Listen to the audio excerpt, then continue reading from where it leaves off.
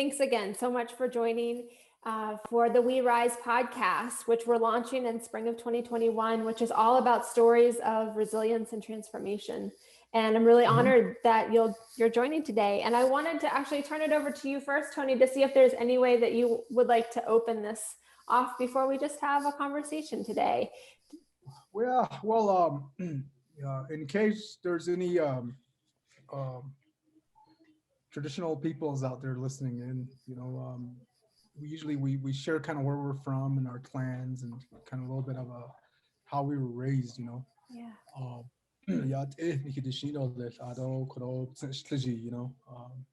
and we use our language because a long time ago, it was really important when we visited a new place or because our ancestors traveled and we would sing songs and share our language and prayer and offerings to the different places, the waters, the mountains, the canyons, certain sacred plants, and that really establishes that vibrancy. So it's really important.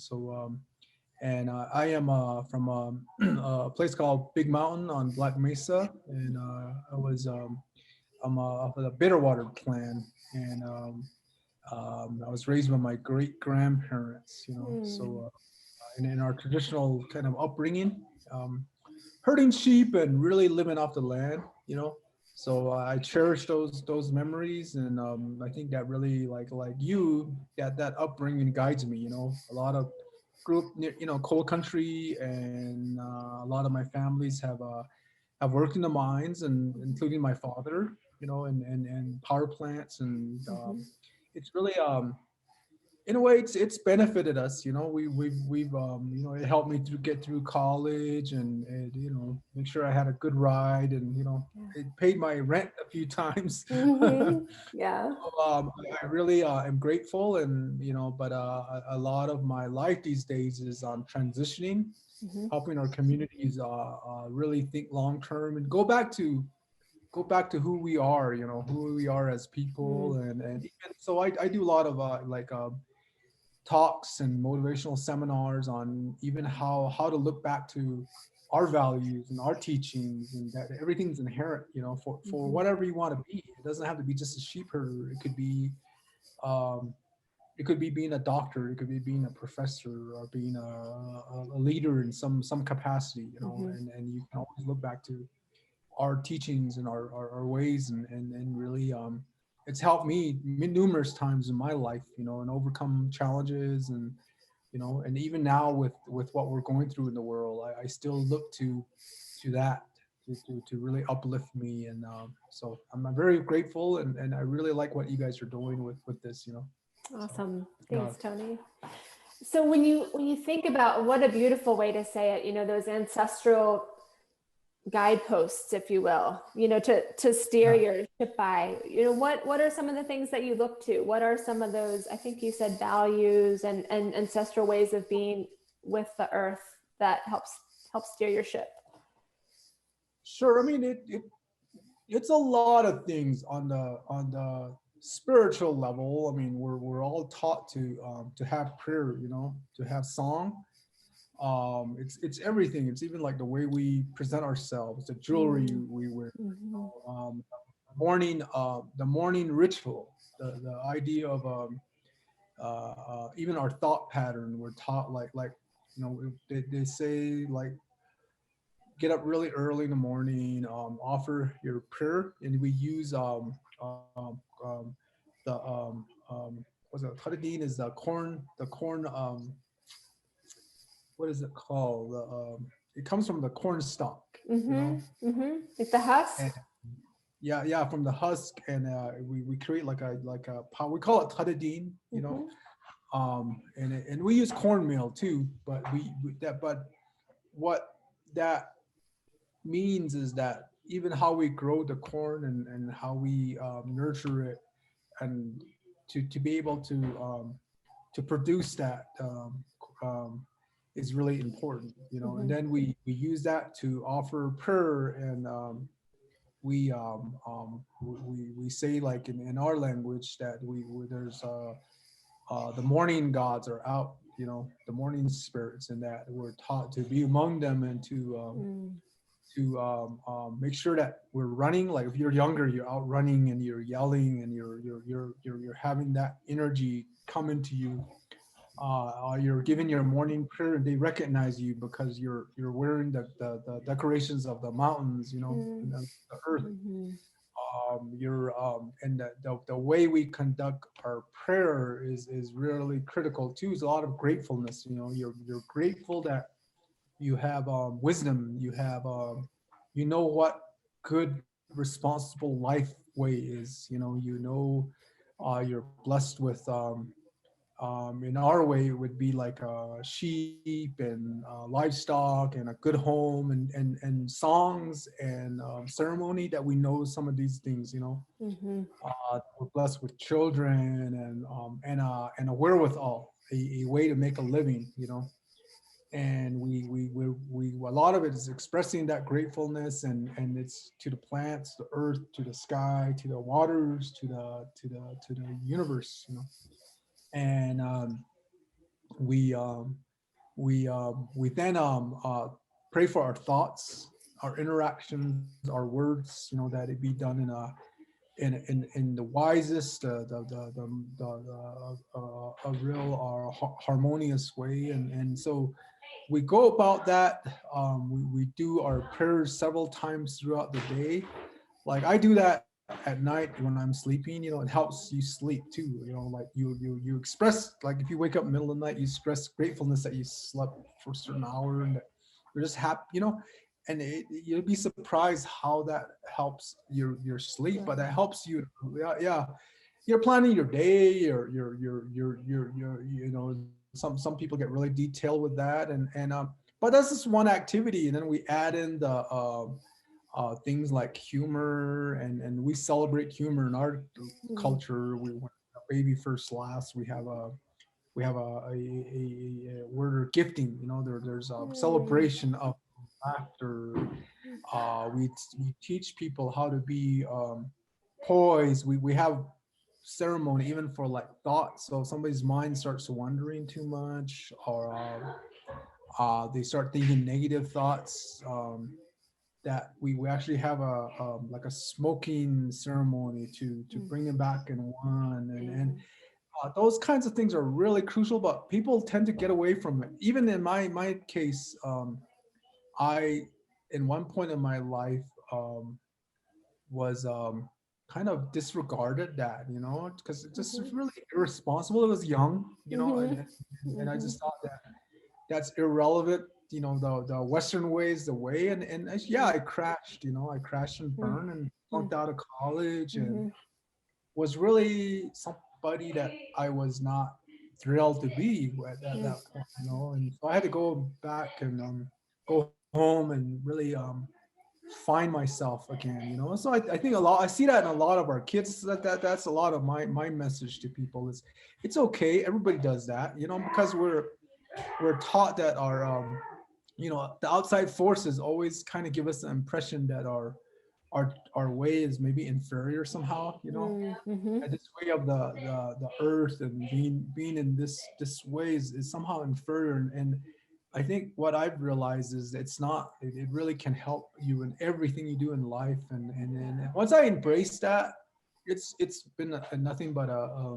I mean, I still have challenges, but in most of my life has been a real positive momentum. You Mhm. know, and, Mhm. and it helps you overcome the challenging times too. So Mm. it really helps. I really helps me have a strong identity. Helps me really focus and have purpose. So it's been wonderful. Yeah. Mm.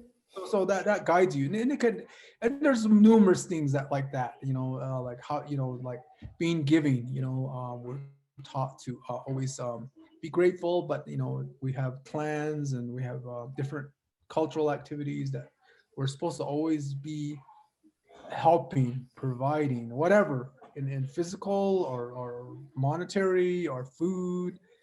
Um, and they always say like that. When you do that, it's the universe is reciprocal. Mhm. Mhm. And so you see a lot of things that maybe even other people in other cultures do, that's really inherent in our culture too, in every culture, that that even the Christian faith, they teach about like giving, taking care of your food, being light in thought, always being positive, Mhm. watching what you say, that your words are, we call it a nizid, that you're never, like, let's say like your elders or your leaders, your community leaders, we're taught to always be respectful, not tear them down. Mhm.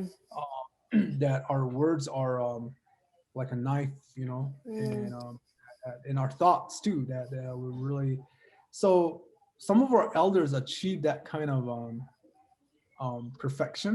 I'm not there yet, but some of our elders achieve it. It's a beautiful to see. I've seen that achieved by like even my grandpa, and one of my uncles. I can see it in him. It's all beautiful thought. It's all constant beautiful words. They achieve it. They achieve that goal, and it's beautiful to see. So Mm. yeah. Mm. What does that look like or feel like to be in that presence of your grandfather Uh, raising you? it's just amazing. It's just like it's the and I see it in other people. I mean, even non-Navajo, that I feel like you know there's obviously a sense of accomplishment just because you've gone through so much in life, but a lot of it, I think, it includes being very ceremonial, being really strong, really having built a strong family. It involves having a real tie to the land, tie to the earth, and just being just really overcoming some massive challenges in life, and I see that they finally have, there's a real high contentment, high gratitude, a regal presence, a regal Mm. poise, a regal face, regal mannerisms. Um, you can see what this person has done, Mhm. and the respect from their kids and yeah, it's really, even the animals respond to them a certain way, Mhm. Mhm. sheep Mhm. respond to them, they don't run from them, they come and follow them, Mhm. things like that. Join It's, in. cows come running to them, Mhm. things like that. It's really, it's really beautiful to see that. Yeah. Mm. Mm. Yeah. Beautiful. So, Yeah. yeah, that drawing energy in almost. And Tony, you Yeah. described a little bit in your own journey, where you said you almost flunked out of college, and that's part of all of our story, where we go. What in your own story has helped you? So resilience has been a theme that has come up in a lot of folks we've talked to. What has helped you grow resilience in your own life, either from that moment, the guideposts from the ancestors bringing you back, or something completely different? What's really helped you grow resilience? Well, it's those that I think I did flunk out. I was.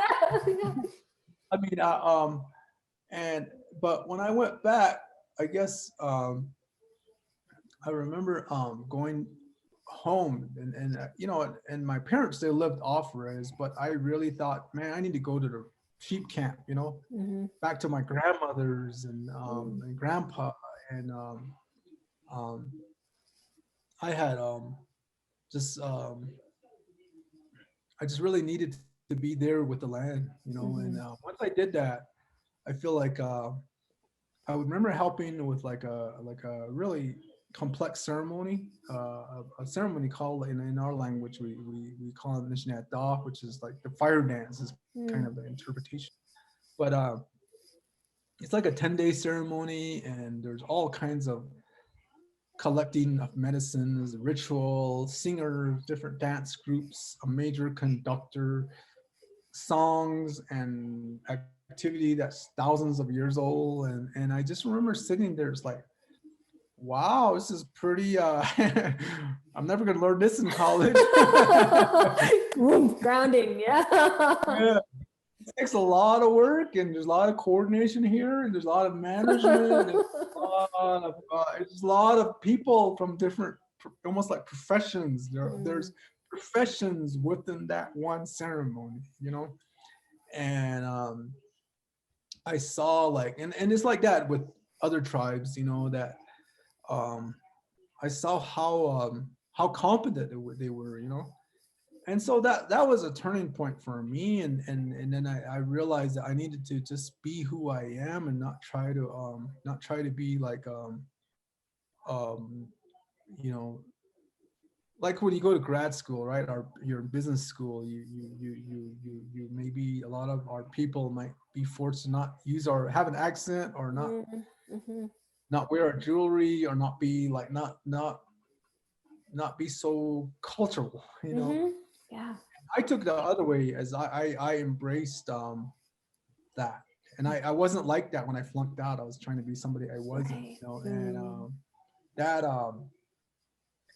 and I started, and when I went back, it was a different Tony, It was a strong identity. I became president of our business Mm. association, and to the point where I was our college standard bearer for our business school, Wow. and Mm-hmm. I led our class in graduation, and Mm-hmm. I went back for an MBA, and I did that again, Mm. Wow. So, but a lot, when and a lot of times I would be like the manager of our whatever class project, or um and I had a lot, mainly because it was all like Anglo kids, Right. and Yeah. they would always select me as like, dude, you're, and so I I I think everybody appreciates when somebody's really authentic, Mm-hmm. even people that don't come from that kind of background, Mm-hmm. and it really does so it's been a game changer in my life, and but even my people treat it, they really respect it. I don't know, I started relearning and learning like some of ours because of where that grounded me. I really appreciated our ceremonies and our culture, and our elders, and really made time for that in my life, and Mm-hmm. before I Mm-hmm. wasn't that, and that really has been the key to my career and my life, I mean, just even now it's just um it's where I'm happiest, it's where I mean, yeah, I've been very fortunate to travel all over and see things, and but being authentic and really sharing our story and being an ambassador is it's been it's been a real blessing. I mean, I've had a really important roles because of it. I Mm-hmm. really have I have friendships with tribal leaders and religious leaders and from different tribes, and I feel like it's really a regal, honorable crowd that I walk among, Mm-hmm. which I don't think people. I mean, I don't really talk about it much, but it really is a real special blessing, it's a special feeling that and I pray for that. I prayed when I was young to be like kind of in the shoes that I walk now, and I'm there, so I'm Mm-hmm. very grateful. Mm-hmm. Yeah. And it really sounds like, Tony, that coming from an authentic place and holding gratitude Yeah, has really been a central core for you, or a central yeah, theme, something that you've yeah. like has been important and beautiful, that you've prayed and now you're walking in these shoes. So I always yeah. say that it's like, and sometimes it's challenging me. I mean, I have a big workload, lots of responsibilities. I mean, I co-own a utility scale solar company. Yeah. I'm helping the Navajo Nation create new shopping centers and new Mm-hmm. grocery stores, and I mean, it's massive, working with our sheep herders. But it's just like I wanted that, and so I Yeah. got to enjoy it, because Here it I'll get old. is. I will get old, and it's I better I want to relish it and embrace it, So Yeah. yeah, even this kind of stuff. I know. Yeah. Yeah, yeah. So when you look at the community, and whether however you define that, whether that's the Navajo Nation or other tribes or even the region, thinking at the Mm. community scale, you've already touched on this a little bit, Tony, but what has really, so both sides of the coin, what has really helped your community to thrive and to create a sense of belonging for people? And to create resilience? What are some of the things that have really helped to grow that? Sure. Well, I see that there was a whole period that my parents grew up in, which was under federal efforts to acculturate us, Mm-hmm. So a lot of them were, so, a lot of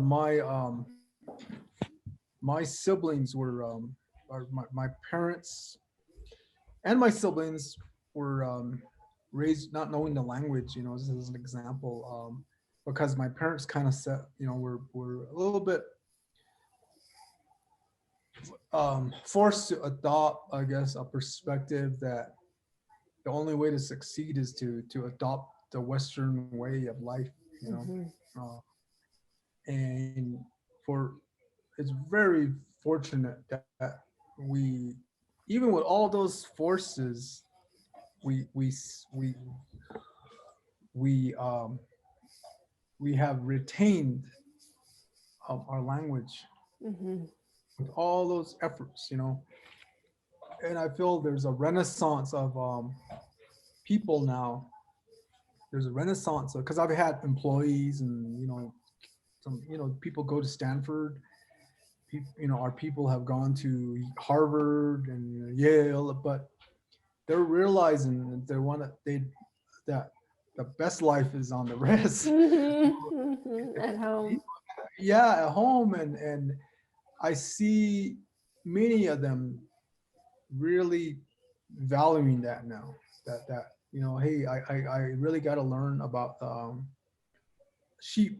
Because that's a big thing. Is a lot of us are sheep herders. Mm-hmm. My grandma was like a sheep. She had a lot of sheep, and my family we still have sheep herding is our and it's an incredible thing, and to live like that. It's it's a lot of responsibility, but more and more of our young professionals are seeing that. Mm-hmm. I think, and it goes beyond. I think we we realize a lot of us are pretty adept with business educations now too. And in the past, a lot of that acculturation was we have to adopt a Western system of economy, and it's got to be big resorts and big casinos. Mm-hmm. But now I think there more of us are realizing, hey man, we need to build like cooperative markets, and we need to create local foods, like and provide food in our own grocery stores that are really thought out better in terms of like ownership and profit and intent. And I think even with our big business sector and our shopping centers and even our solar farms, we're rethinking and kind of initiating a different type of um, overall setup. Mm-hmm. Just how we do it, what how the benefits look like, what are it's not just financial. um, so I feel like that it's because of that realization that you know we us some of the tribes are really traditional. They really I think have a kind of a real caution to go full out development. We could, Navajo Mm-hmm. could. We have the wherewithal, but our elders and our cultural people really are cautious. They're saying, let's figure out a better way here, guys. And Mm-hmm. so more and more of my colleagues that are coming out of business schools, they're realizing that, and now that it's big, it's really Mm-hmm. so that to me is the ultimate, is that we're gonna work towards a more nurturing type of economy, and we're starting, a lot of us are thinking about like even how we create real estate on our lands, and how do Mm-hmm. we do it in a more, how do we learn from the world and the mistakes and the good, Mm-hmm. and how do we do it where we still protect our elders and our cultural people? Like let's say Western economy, right? If we went all Western, we have people that coordinate and orchestrate our songs and Mm, our dances and make the jewelry and make the regalia and build the hogans and the outside structures and learn the herbs and know how to do the prayers to collect the herbs and people that learn the songs, and we're leaving those people out of a Western system, you know. And I think more and more of us are realizing that we don't want that. We have to have that still. Otherwise, who are we? You know, right. we have to have those people that know, as like sheep herders. We've had sheep in our culture for almost 600 years, you know, and we know the medicines, the plants, and what they'll do to the flavor, to the healing properties, what the breeds, and how to minimize impact on the vegetation and the water. And um, we have like Hopis, they have that kind of similar knowledge with um, corn and growing desert farming. Mm-hmm. Mm-hmm. Um, those are really valuable for the world, and we just can't just forget it, and so I think a lot there's a real renaissance of that. I see that, Mm-hmm. I'm not the only one that's thinking like this, or it's just there's a whole bunch of people, there's Yeah. whole organizations now that are cropping up that are Mm, just like, guys, let's and there's some that take it further, like, some of them want to rethink capitalism, and mhm. and that's really good, and I like, I think we even, it we haven't had those conversations before, which we're Mhm. doing now, which I think is great for, and Yeah. and COVID's forcing things too. I mean, with COVID, I think there's a more of a realization. I mean, we've shut Mhm. down all our casinos now for almost a year. Wow. It's going to be another 6 months probably before we even reopen them. Right. Wow. We shut down a lot. Navajo Nation's been really strict because we got hit so hard early. Mm, And I think people are realizing, along with Hopi and other tribes, that gosh, this is a time to reflect. So mhm. Mm, mm. This pausing reflection point and coming back into a center almost. It sounds like coming yeah, back to yeah, new ways, old ways within new ways. yeah. So, you can take this either way, Tony, in terms of which direction you want to head in with our conversation. But when you think about I hesitate across the board. I mean, especially when we think about coal mining communities, we know what the challenges are a lot. People talk about the problems a lot, and I tend to focus on solutions more. Yet at the same time, it's important to name what holds us back sometimes. So I'm going to leave that up to you, where you want to head. Where do you feel like your community or region, the Navajo Nation or other nations, have been held back? Or where do you feel like, when you look out across the broad landscape, where do you see shining points of resilience? Like, what really brings you joy and hope when you look ahead? So you can do both, looking at held back or the future, or weave them in together, but I'll leave it up to you which direction you want to head in. Sure. Well, our governments were set up to approve mineral leases. They were set up in times when there was nothing but policy towards acculturation, getting rid of our language, and really an adoption of that Western way. It was a superior way. Mm-hmm. That obviously didn't start changing till like the 60s. Mm-hmm. So a lot of thus pretty much our business portfolio was built with that mentality, Mm-hmm. that kind of value. Mm-hmm. Uh, The that's box. yeah, the box. Yeah, but I think I don't know, I headed our commerce for the Navajo Nation. That was one of my roles out of grad school. That Mm-hmm. was one of the important jobs, and I was also given the responsibility to redo our power structure, Hmm. to take Hmm.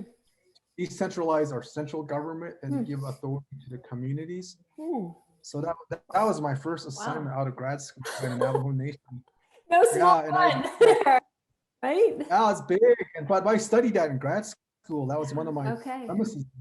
We got to change this, guys, because our communities are going to constantly fight anything that central government just pushes on them, and we have 110 communities, and none of our decision making is based on old ways or old methods, um Hmm. so I think one of the things that we did based on that is we came up with a system called Council of Nata, and which is a form of local government that is based on the real ancient ways, which is like we didn't have elections. You're not supposed to, in our way, we're not supposed to like say I'm better than so and so or that person. You're not supposed to talk bad about Mhm. other people. That's not our way.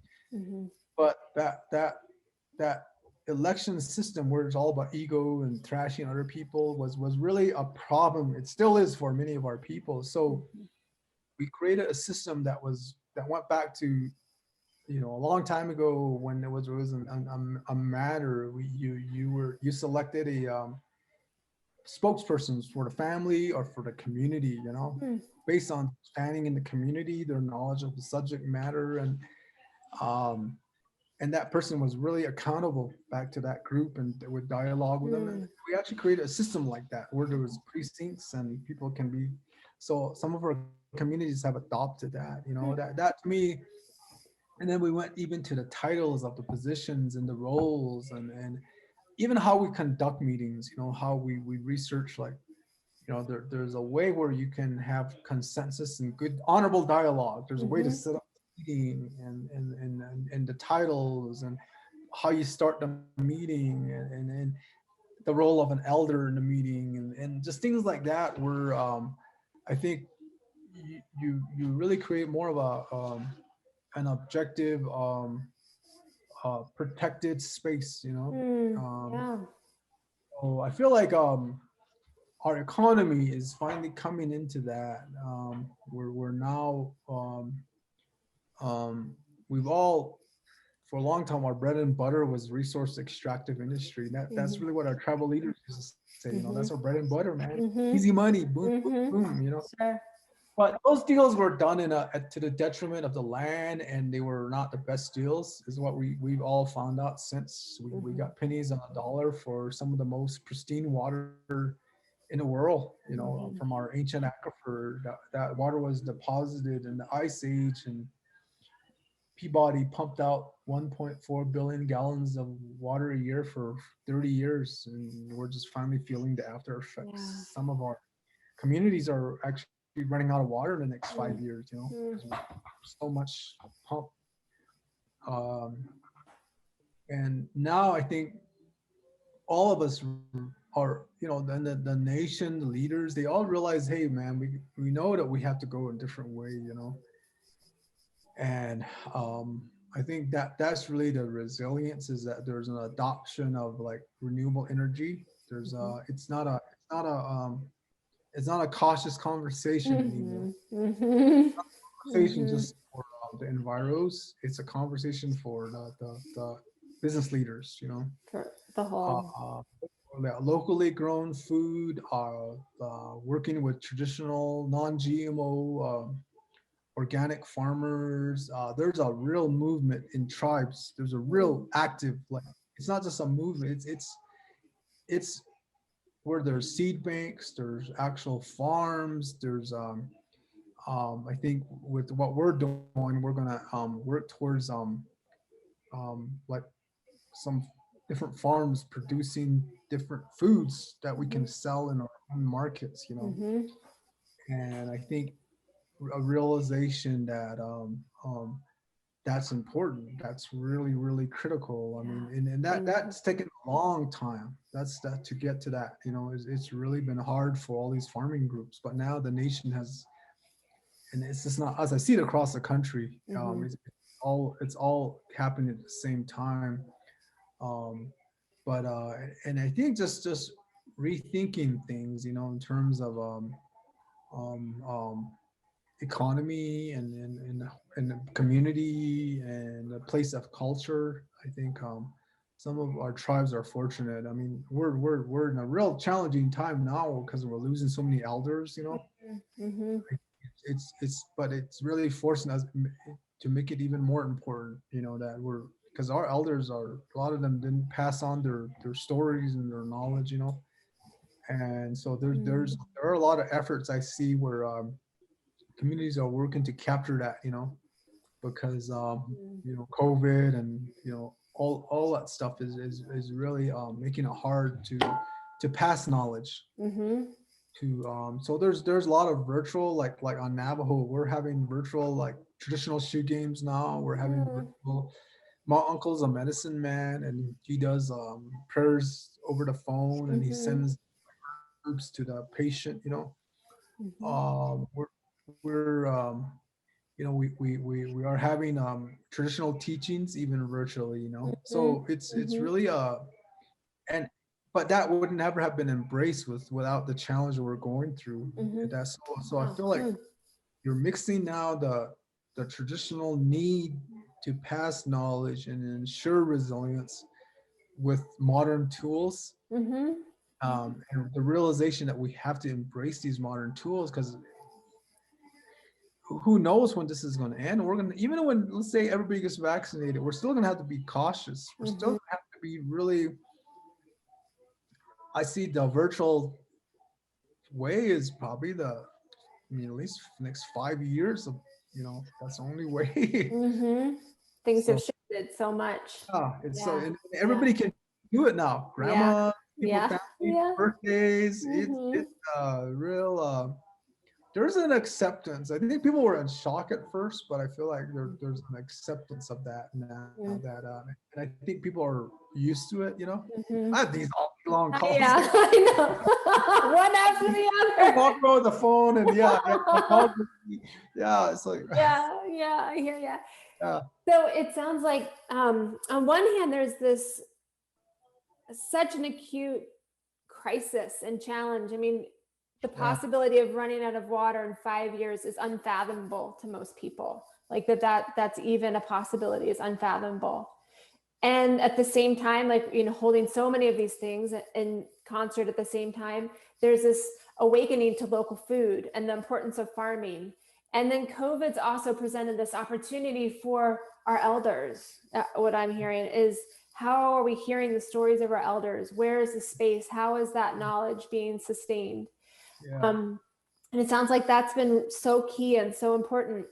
Tony, what else has really, you know, what excites you or what brings you um, real hope for the future? You know, you've talked a little bit about some of those things, but what else really helps you Well, feel like things are heading in a different trajectory, if that's fair to say? yeah.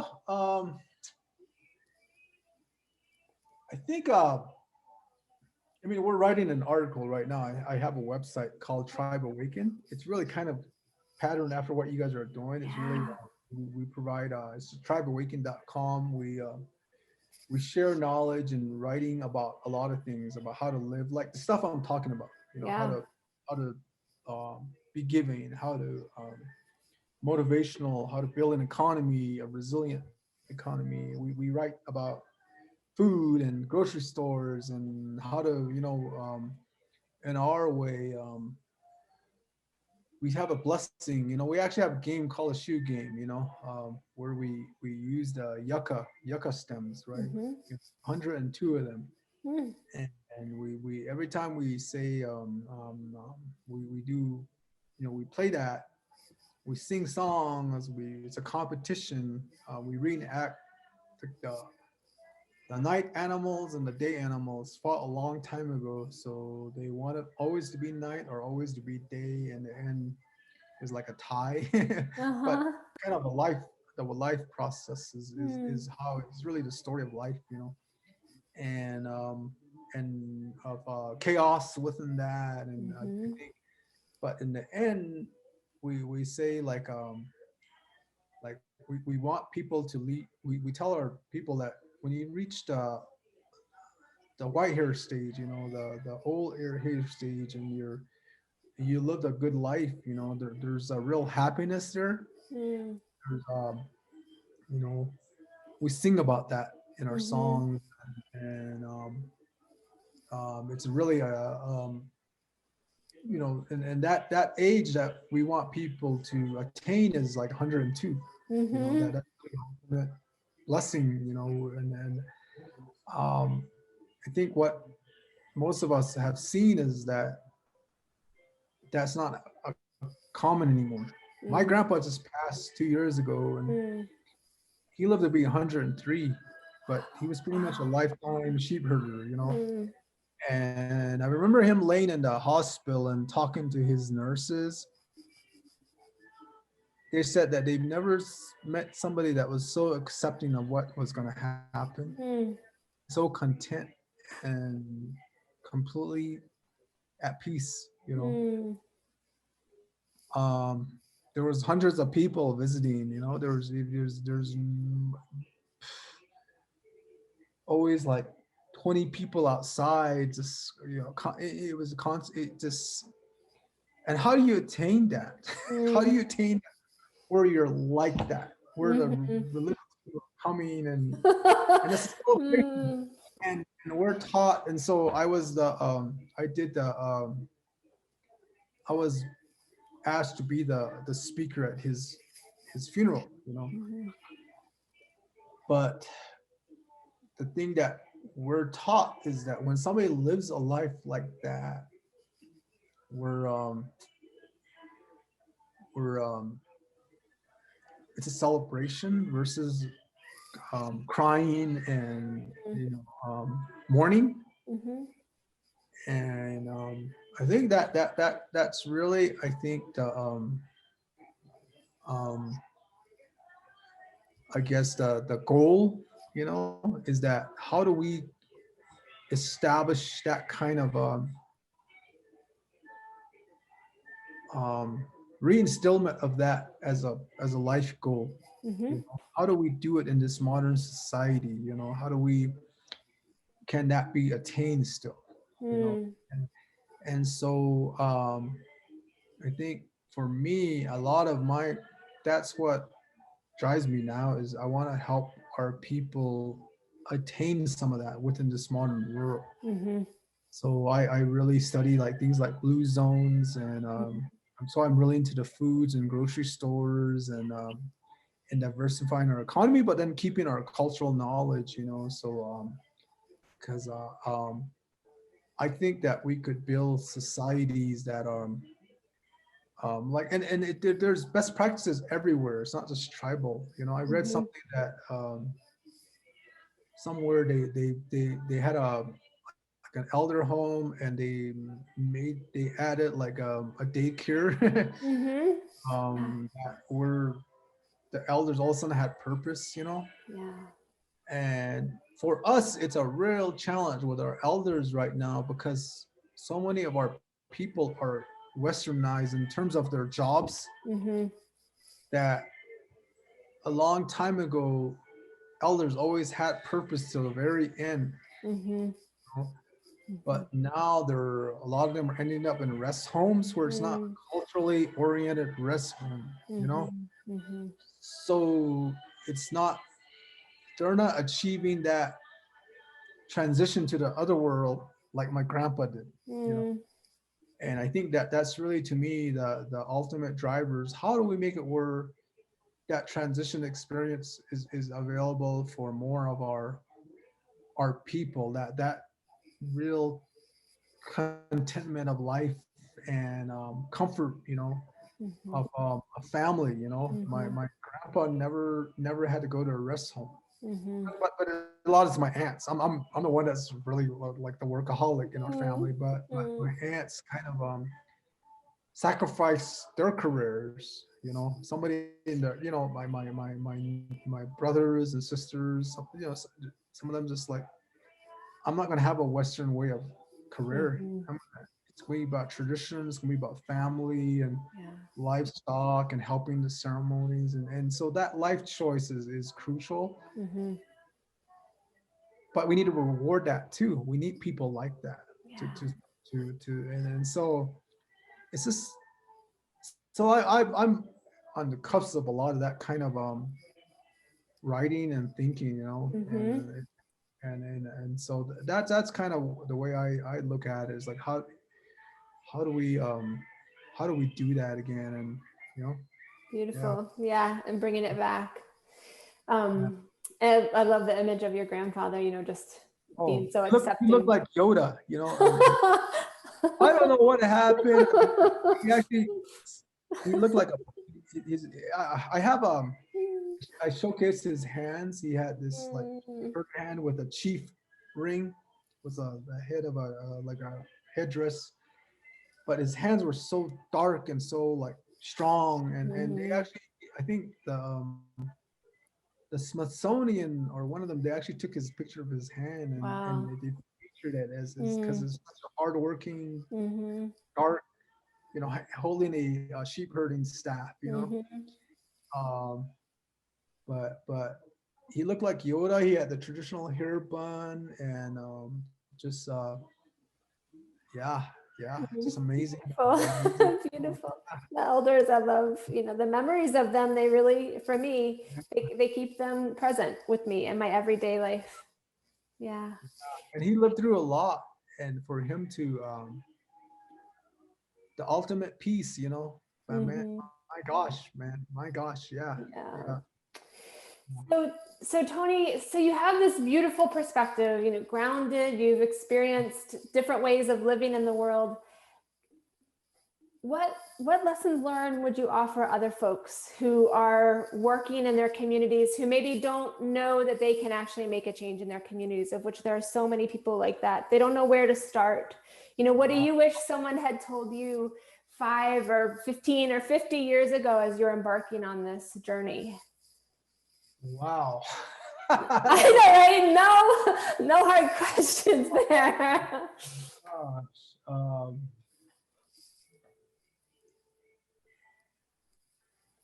I guess it's really I think I would what I guess would have done differently, man, when I you know, and maybe understanding that anybody can have prayer. You know, it doesn't have to be somebody that just speaks the language, you know. Mhm. It's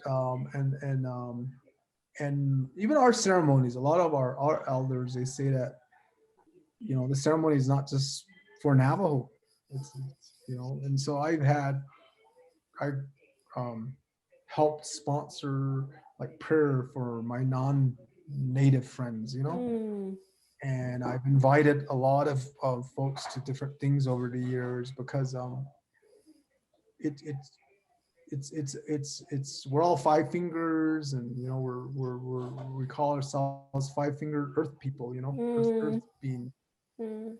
uh, I think what I would say is that it's important to have and you know I pray to the spirits, and we call it Hashawan. There's the picture of, you know, that's Mm. up on top, you Mhm. know. Mhm. um, Beautiful. and Mhm. it says morning talking God, you know. Mm. um, but we I think whatever faith you have, it's important to have prayer, and it could be in a meditative form, you know. And I've learned meditation lately because probably because I'm getting older. I need this, you know. And I learned it from non-native people. Mhm. I really have a circle that's really been helpful, you know. Mm. And I've learned, I guess that the um, um, I think that you should. I was listening to a. I'm gonna actually write about it, and I have my assistant actually doing research on it right now. Mm. I listened to a talk by this guy Lewis House. Mm. Okay. He's a motivational guy, and he Okay. interviewed a doctor that from from Loma Linda, the Seventh Day Adventist Church. Okay. And Loma Linda is the only blue zone in the US. Saw that, The blue right? zone is where people like still live to be 102, Right. you know. Yeah, this guy, and he interviewed a doctor from there, and they were talking about COVID and how to respond, you know, and I think what I was really impressed with that conversation was and I noticed about Seventh Day Adventists, you know, is that they're really they realize like sunlight and being out in nature is really important. So this doctor was really talking about vitamin D and how like well, you know 80% of the people that end up in a hospital are vitamin D deficient. Mm. Oh. I think but that's kind of in our teachings, you know, we're supposed to be out doing stuff. We're supposed to and then things like we have our in our traditions like saunas, you know, our own Mm-hmm. saunas and Mm-hmm. our own ways of medicine, right? Where we heat up the body. I mean, he's like Seventh Day Adventists have been doing that in kind of quasi Western medicine for since the flu pandemic way back in 19. Right.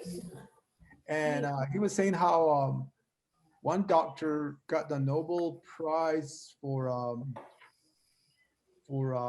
he would put malaria in people that got syphilis Huh. before penicillin came along Whoa. Wow. because malaria heats up the body, and Wow. they found that that heat, that fever kills the syphilis. Wow. And he got a Nobel Peace Prize, and the very next year, the penicillin was invented. You know, Wow.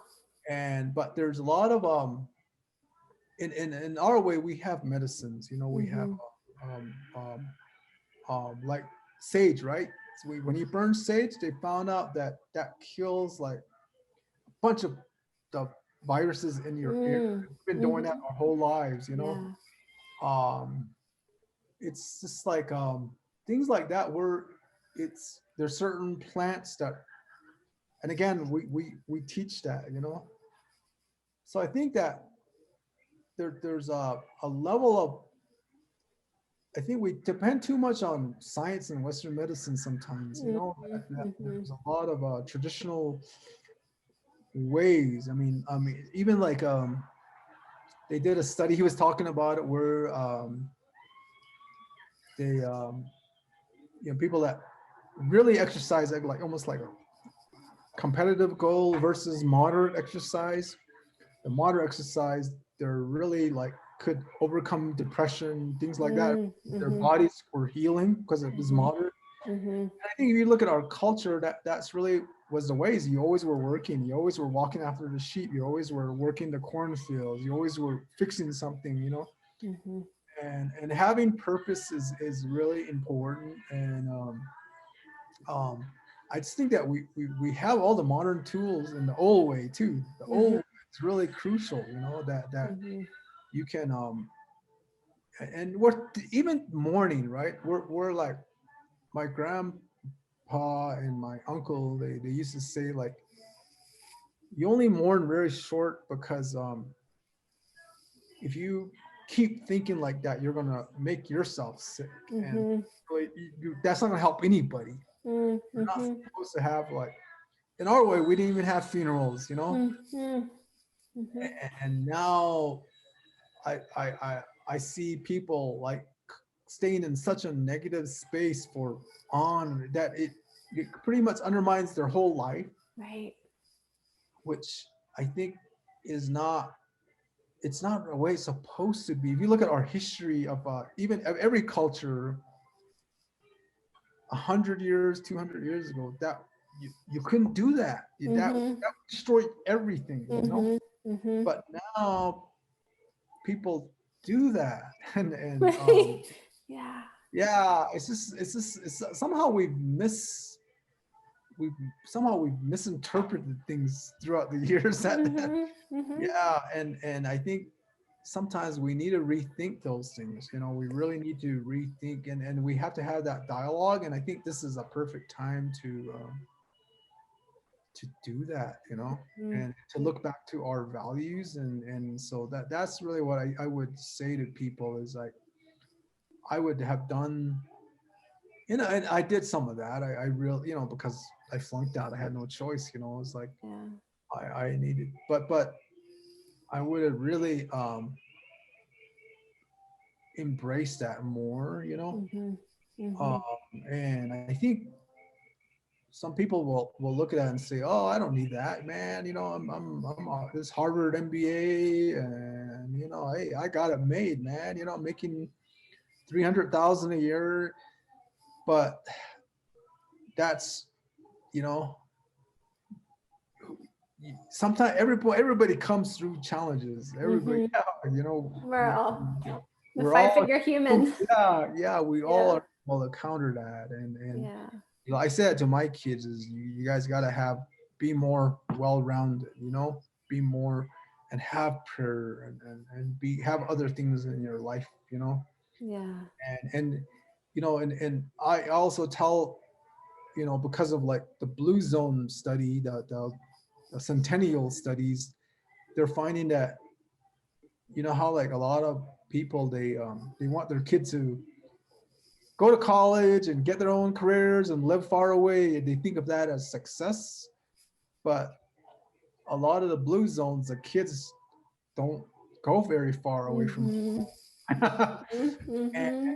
they're finding that when somebody that's 100 still can cook for somebody that's 80, Mm-hmm. it is really purposeful life, you know. Mm-hmm. uh, Beautiful. when that 80-year-old still treats their mom or dad with regal respect, and it's an amazing thing. So I tell my kids, you know, you don't even have to. And I mean, I also look at, like, I think a lot of us see success as somebody just getting like a 4-year degree and becoming like a medical doctor or Mm-hmm. a stock trader. Or I think we're missing the point of life. You know, I think we need people that are of the land still and of Mm-hmm. its traditions still. And so Mm-hmm. a lot of my teaching is that don't don't just that's redefine what success means to our people, to family, Mm-hmm. you know. And I think all cultures we do that. We say, oh, somebody's gonna have a Audi and a 3-story house, suits, Right. and dinner with a mayor. And is that really what you you know Brings that joy. Yeah. or yeah, and being boastful, and or do we want something that's, so we kind of have to really rethink ourselves, you know. Mm-hmm. Yeah, And what really brings true yeah, happiness. Yeah. yeah, Beautiful. So yeah. as we get ready to close, Tony, what else would you share? Anything else? Any other messages you want to share with folks? um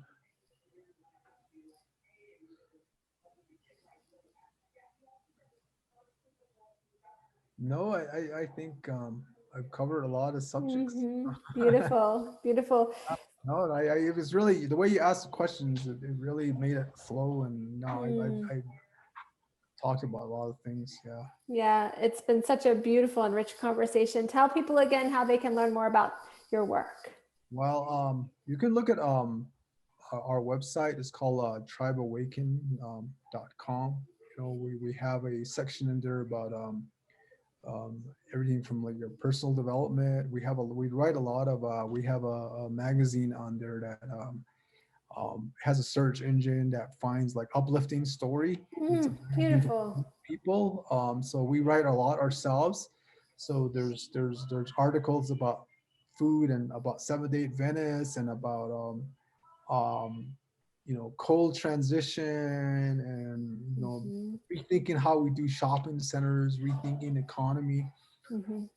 You know, I have a whole team, including my kids, that Yeah, help me. awesome. No, that's so cool. Yeah, and we're still thinking that through, but it's really become a tool. Mm-hmm. And we're gonna add. You know, I want to do like this, but Yeah, you know, maybe in our language is what I'm yeah, thinking. We need some beautiful. stuff because our elders they want, now that there are more of them know how to do this. Like Yeah, look at a conversation on internet. yeah, Yeah, it's amazing. wow. now we have the opportunity to do things in our language, and I'm a traditional speaker, and I thought like this exact kind of conversation is what our people need to hear, you know. I'm Beautiful. looking forward to, I might interview you. Oh, I would be honored. And if there is anything that I can share just from this learning journey, I'm happy to as well, just in terms of learning how, I'm happy to. So I'm tremendously honored, Tony, that you've joined today for the We Rise podcast. And I would like to invite you to close our conversation in the way that feels right to you, if that's okay. Okay. Uh, Shukwasana, Shikay, Altkadne, the Nothini, Kodo, Bahinis and Kodon Hitnasis, to the Nantini, Yaubitsili, to Yego, Beda Inani, the Shidden and Linians, Agri, Akoho, E, Koda Benachashi, Dan Hit Zildonson, to Kodo, Bahinis and Kodo, Didian. Yat in the Shanao Holdon, Hitnasis. Ako kodo yan shino di kodo Christine to neto. Yeah means thank you from the bottom of my heart. Yeah, we have a language that's really old, and it was actually used in World War II as a code. But it's one of the hardest in the world. You know, like oh, okay. You know, we have all these sounds. Yeah, Beautiful language. Yeah. Tony, thank you for gracing me today with this beautiful conversation. And I'll send more details to you soon about our next steps and just deep gratitude to you. So thank you so much. Look forward to seeing the podcast and sharing it with my circles. Yes, absolutely. So what you shared is just so much in line with what so many people need to hear. So thank you. Thank you. Thank you. Yeah. Thank you, Tony. Take care. Bye-bye.